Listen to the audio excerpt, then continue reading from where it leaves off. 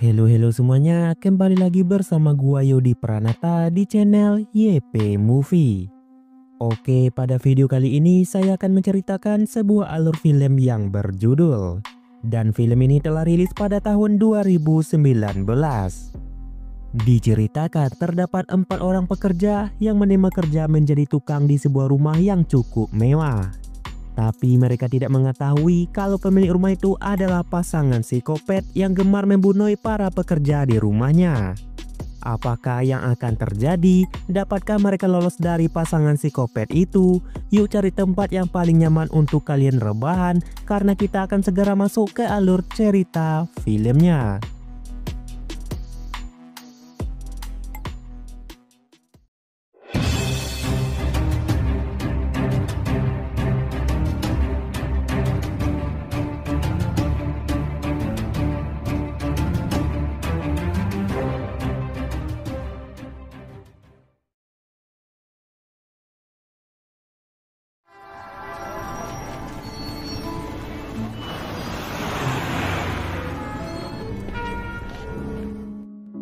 Film ini diawali dengan memperlihatkan seorang pria bernama Memo baru saja tiba ke Amerika setelah menempuh jalan yang panjang dari Perancis. Sesampainya di Amerika, Memo langsung pergi ke rumah kakaknya yang bernama Alessandro.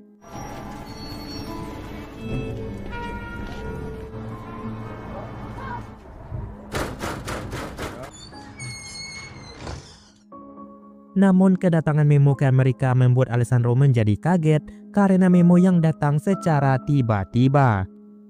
Alessandro menjadi terkejut karena Memo sebelumnya tidak memberitahu kalau dirinya ingin pergi ke Amerika. Lalu Alessandro pun mempersilahkan Memo untuk masuk ke dalam rumahnya. Estos puercos. Tú también. Kedatangan Memo ke Amerika bukanlah tanpa tujuan, melainkan ia ingin mencari pekerjaan. Tapi Memo hanya bisa menggunakan bahasa Prancis dan tidaklah mahir dalam berbahasa Inggris. Tentu saja hal itu akan membuat Memo kesulitan untuk mencari pekerjaan.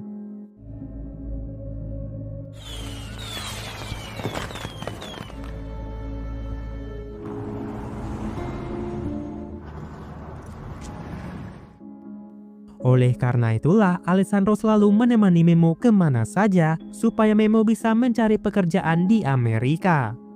Sebenarnya Alessandro ini tidaklah memiliki pekerjaan tetap, melainkan ia hanya bekerja serabutan. Ia sering menolong orang untuk angkat barang, menyapu halaman dan juga merenovasi rumah. Dan setiap uang yang ia dapatkan dari bekerja serabutan itu, Alessandro akan mengirimkannya ke istri dan anaknya yang tinggal di Perancis. Dijeron que me pudieras echar la mano. Todo está listo. Alexander juga tidak memiliki handphone dan untuk menghubungi istrinya ia sering meminjam HP orang lain. Hal itu Alessandro lakukan supaya ia terus bisa merasa dekat dengan keluarganya walaupun jarak memisahkan mereka. Sebenarnya Alessandro ingin sekali membawa anak dan istrinya ke Amerika, namun karena keterbatasan dana membuat ia mengurungkan niatnya tersebut. Donde yo nací, caballito blanco. Ya pon el teléfono alas del oído. ¿Está despierto, chavo? Pada keesokan harinya, Alessandro, Memo, dan dua rekan Alessandro bernama Hector dan Anton melihat seorang perempuan yang membawa banyak peralatan dan sepertinya ingin merenovasi rumah. Alessandro pun menanyakan kepada perempuan itu apakah ia ingin merenovasi rumahnya. Dan perempuan yang bernama Dwi itu mengatakan kalau emang benar ia ingin merenovasi rumahnya. Alessandro pun menawarkan jasanya untuk menjadi tukang di rumahnya Dwi. Tapi Dwi mengatakan kalau ia telah memiliki tukang profesional untuk mengerjakan proyek renovasi rumahnya itu.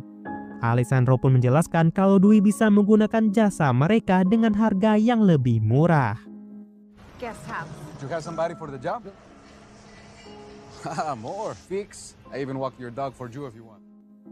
Setelah tawar-menawar, akhirnya Dwi pun setuju untuk menggunakan jasa Alessandro dan kawan-kawan dengan kontrak $500 per orang. Namun dengan satu syarat, mereka harus bekerja dengan keras dari pagi sampai malam tanpa istirahat sedikit pun. Setelah Alessandro dan The Gang setuju, Dwi langsung membawa mereka berempat ke rumahnya yang luas dan juga mewah. Okay. Yeah, we can do for.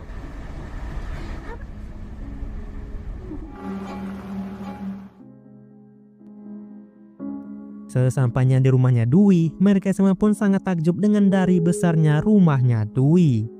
Tidak hanya besar, rumah itu juga dilengkapi dengan sistem yang canggih, seperti pintu pagar yang bisa terbuka dengan sendirinya dan pagar yang dialiri dengan listrik untuk mencegah adanya maling masuk. Kemudian Dwi pun mengajak Alessandro, Memo, Anton, dan Hector ke satu rumah yang ingin direnovasi oleh Dwi. Tanpa pikir panjang lagi, Alessandro and the Gang langsung merenovasi rumah itu sesuai dengan arahan yang telah diberikan oleh Dwi. Dwi juga memberikan mereka minuman agar mereka lebih semangat lagi dalam bekerja.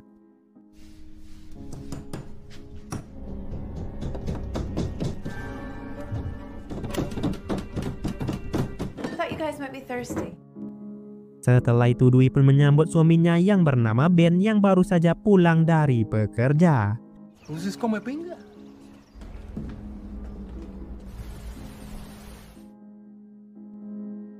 Tak terasa malam pun telah tiba. Di sana Hector kebingungan mencari HP-nya yang seingatnya ia meletakkannya di tas kecil. Tapi sekarang HP-nya menghilang entah pergi kemana. Kemudian tiba-tiba saja lampu di rumah itu menyala yang membuat suasana menjadi terang menderang.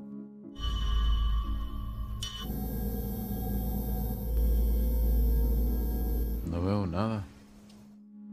Hector berpikiran kalau Dwi tidak memperhatikan mereka, jadi mereka pun dengan sengaja tidur pada malam itu melanggar kontrak yang telah mereka buat dengan Dwi. Dwi memarahi mereka karena telah berani tidur di saat jam kerja mereka. Jika mereka emang tidak niat bekerja, Dwi mengancam akan memutus kontraknya tanpa membayar gaji mereka sedikit pun. Karena mereka yang membutuhkan uang, jadi mereka pun hanya bisa meminta maaf. Kemudian mereka kembali melanjutkan pekerjaan dari malam sampai pagi hari.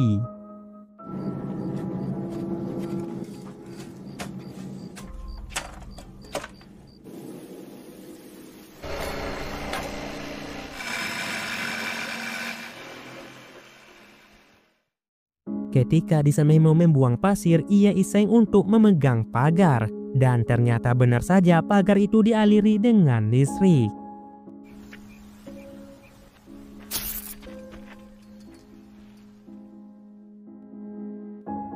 Memo yang emang tidak terbiasa bekerja keras seperti ini membuat ia sangatlah kelelahan. Alessandro sebagai kakak yang baik meminta Memo untuk beristirahat sejenak. Lalu Anton yang tidak mahir dalam memotong kayu mengalami insiden yang dimana tangannya terluka akibat terkena alat pemotong kayu tersebut. Melihat hal itu mereka pun membawa Anton ke Dwi supaya Anton mendapatkan pertolongan. Awalnya mereka berharap kalau Dwi akan membawa Anton ke rumah sakit supaya luka dari Anton bisa diobati segera. Namun ternyata Dwi menolaknya dan malah mengancam akan menelpon polisi dan mengadukan mereka semua. Karena mereka ini adalah pekerja ilegal, maka tentu saja mereka semua akan ditangkap oleh pihak kepolisian. Untuk mencegah infeksi, Dwi pun hanya menyiram luka Anton dengan alkohol dan memberikannya sedikit perban. We don't have papers. Of course. I'll go call an ambulance. The clinic where they don't have ask That's for a lot papers. to ask. I'm trying to steal from you. ¿Cuántos güeyes como nosotros? Lalu mereka pun berniat untuk segera menyelesaikan pekerjaan mereka agar supaya bisa cepat keluar dari sini. Berbeda dengan Memo yang tak ingin lagi bekerja, ia pun mencoba berkeliling rumah ini untuk mencari jalan keluar. Memo.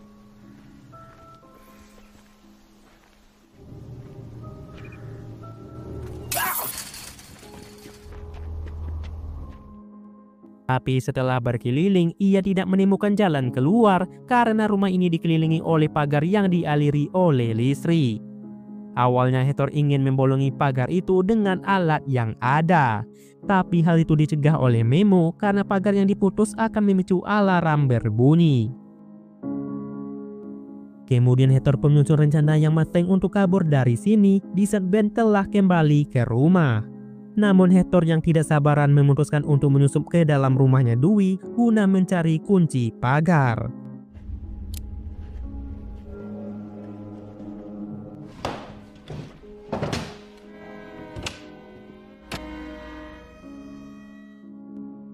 Pada akhirnya Hector pun menemukan kunci pagar.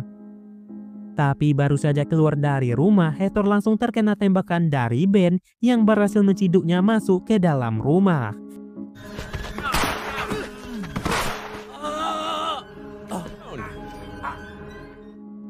Bahkan karena keributan itu Dewey pun mendengarnya dan langsung keluar. Mengetahui kalau Hector telah berani masuk ke dalam rumahnya, Dewey langsung membunuh Hector di sana tanpa rasa kasihan sedikit pun.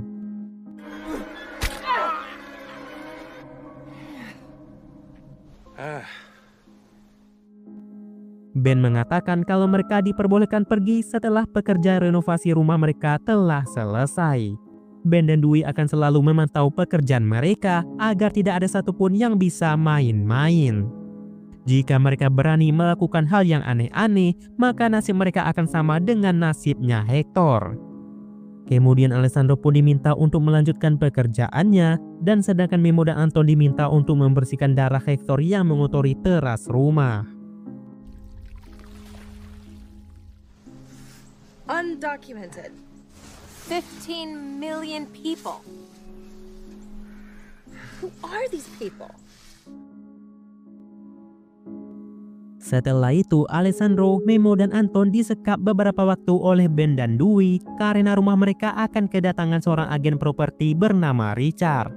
Ternyata Dewey dan Ben berencana untuk menjual rumah mereka. Dan Richard inilah yang bertanggung jawab untuk memasarkan rumah yang akan dijual oleh Dewey dan juga Ben. Well, comps around here have been really good. It's hard to say. Termites. The whole house is infested. I have a young couple on the line. You interested? Setelah urusannya selesai, Richard pun pergi dari rumah tersebut. Alessandro, Memo, dan Anton kembali dibebaskan oleh Ben dan juga Dewey. Tapi tiba-tiba saja Dewey meminta hal yang aneh kepada mereka, yaitu mereka harus membuka baju mereka dan bekerja dengan keadaan tanpa baju.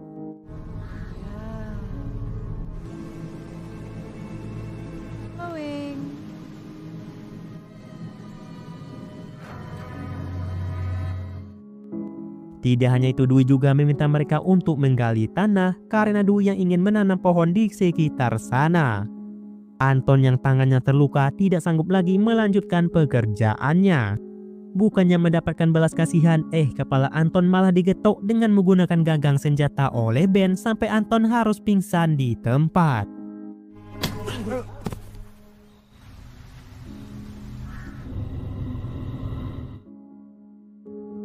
Setelah Dewey puas bermain dengan Memo dan Alessandro, ia pun meminta mereka berdua kembali mengenakan pakaian mereka. Tak terasa malam pun telah tiba.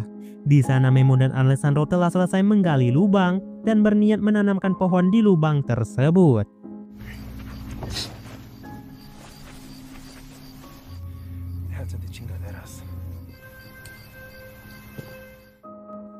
Tapi Memo mempunyai ide yang cerdik karena ketika ia menggali lubang itu terlalu dalam, ia menemukan sejumlah kabel yang besar kemungkinan itu adalah kabel dari penerangan di rumahnya Dewey.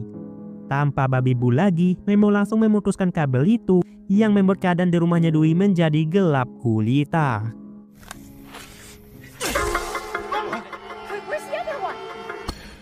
Dan kesempatan itu dimanfaatkan oleh Memo dan Alessandro untuk menyelinap masuk ke dalam rumahnya Dewey dan mengambil kunci pintu gerbang.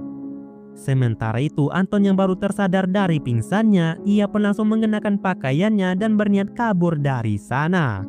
Ben sempat mengejar Anton, tapi Anton berhasil lolos dari Ben.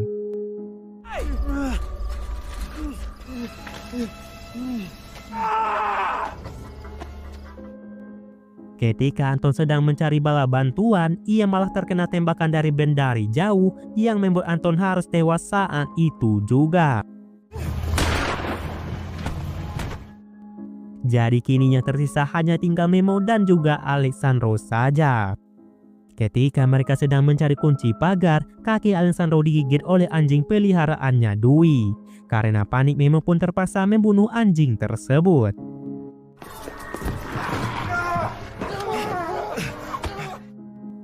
Dewey yang mengetahui kalau anjing kesayangannya telah dibunuh membuat ia sangat marah kepada Memo dan juga Alessandro. Lalu Alessandro dan Memo pun dibuat pingsan oleh diri Ben. Pada keesokan harinya, rumah Dwi dan Ben kedatangan dua orang yang bernama Homero dan juga Sandra. Mereka berdua ini berniat untuk membeli rumahnya Dwi dan juga Ben. Mereka mengetahui informasi tentang rumah Dwi dan Ben yang ingin dijual dari Richard, agen rumah Dwi dan juga Ben. Mereka pun disambut dengan baik oleh Dwi dan juga Ben dan langsung diajak berkeliling untuk melihat setiap ruangan. Di sana Ben dan Dwi juga memperlihatkan rumah kecil mereka yang baru saja selesai direnovasi. Ketika Sandra masuk ke dalam, ia dengan samar-samar mendengar suara teriakan dari seseorang. Tapi dengan cepat Dwi langsung mengalihkan perhatian dari Sandra sebelum ia berhasil menangkap suara itu lebih jelas lagi. It's distressed. Yeah. Setelah berkeliling, Homero dan Sandra tertarik untuk membeli rumah Dwi dan juga Ben karena rumah mereka memiliki desain yang modern dan juga halaman yang cukup luas. Tapi Homero dan Sandra akan kembali lagi setelah berunding tentang semua aspek, yaitu termasuk dengan harga rumah. Kemudian terlihat Alessandro yang tersadar dari pingsannya. Dan ternyata suara yang didengar oleh Sandra tadi adalah suara Memo yang mencoba menggedor pintu yang terkunci. Sementara itu keadaan Alessandro sangatlah parah karena luka di kakinya membuat ia menjadi kesulitan untuk berjalan. Quédate ahí.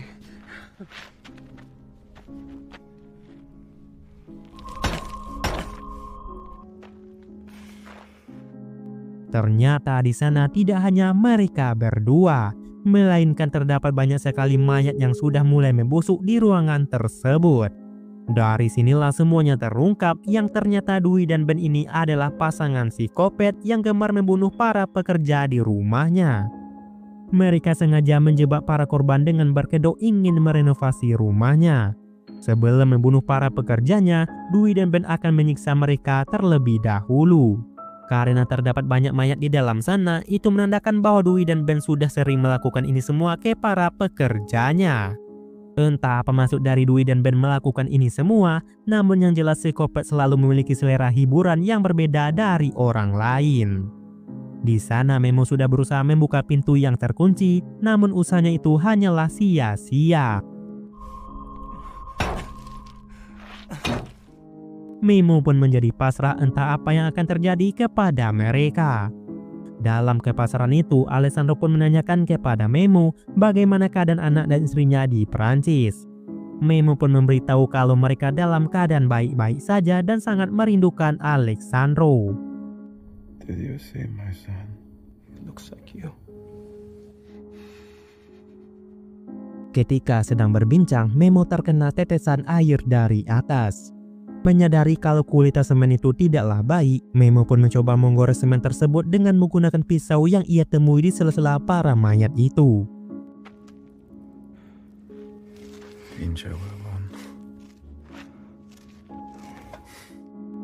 Dengan perjuangan yang cukup keras, akhirnya Memo pun berhasil menjebol atap ruangan tersebut. Alessandro yang tidak mampu lagi berjalan meminta Memo untuk pergi dan meninggalkannya sendirian di sini. Alessandro sudah pasrah dengan keadaannya. Kemudian Memo pun meminta Alessandro tetap menunggunya di sini dan ia akan kembali membawa bala bantuan.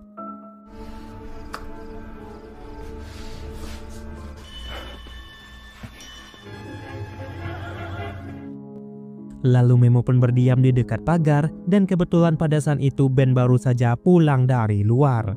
Kesempatan itu dimanfaatkan oleh Memo untuk segera kabur dari rumah tersebut.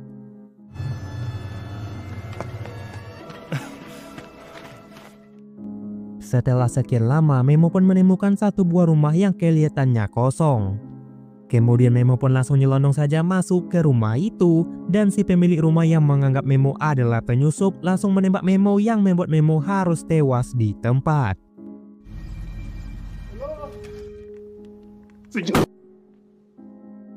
Kembali lagi kepada Alessandro yang tersadar ketika ia melihat siluet hitam mendekati arahnya.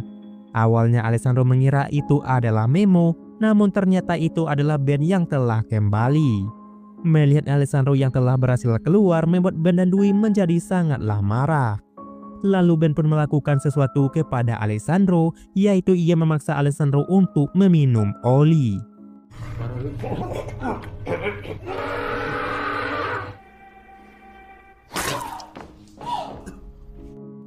Setelah itu, Alessandro pun mempunyai ide untuk melepaskan ikatannya di kursi, yaitu dengan menjatuhkan dirinya ke dalam lubang. Dan ternyata benar saja, kursi itu langsung patah yang membuat Alessandro bisa membebaskan dirinya. Ben yang masih ingin bermain dengan Alessandro terpaksa turun ke bawah untuk menyusul Alessandro. Ketika Ben sedang lengah, Alessandro langsung menyerang Ben dengan menggunakan pisau yang dipakai oleh Memo untuk melubangi semen tadi.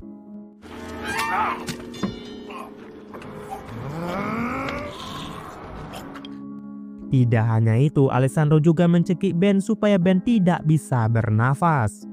Untuk memastikan kalau Ben benar-benar akan tewas, Alessandro pun memutuskan untuk membakar ruangan tersebut bersama dengan Ben di dalamnya. Dewey yang melihat rumahnya terbakar merasa sangat sedih karena mengingat Ben masih berada di dalam sana. Lalu Dewey pun kembali masuk ke dalam dan mencoba untuk menelpon pemadam kebakaran. Ketika masuk, alangkah terkejutnya Dewey melihat semua isi rumahnya telah berantakan. Menyadari itu adalah perbuatan dari Alessandro, ia pun mencarinya di semua ruangan yang ada.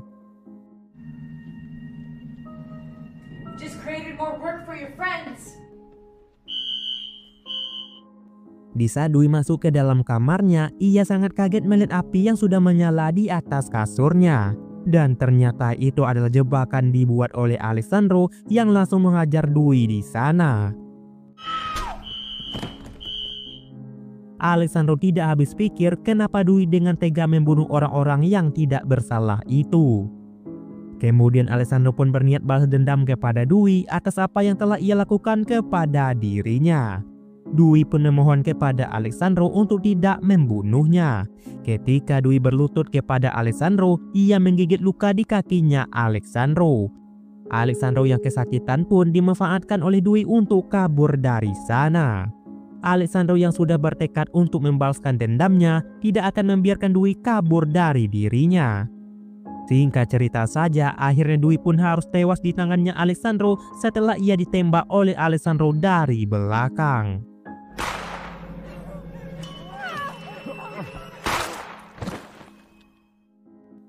Kemudian Alessandro pun pergi dari sana setelah dendamnya terbalaskan kepada Dewey. Tak lama kemudian, polisi, pemadam kebakaran, dan ambulans sampai di rumahnya Dewey. Terlihat di sana mereka segera mengevakuasi seluruh mayat, termasuk juga dengan mayatnya Memo.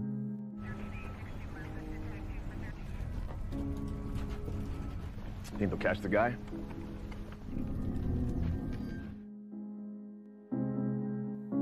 Di akhir film memperlihatkan Alessandro yang datang ke agen travel.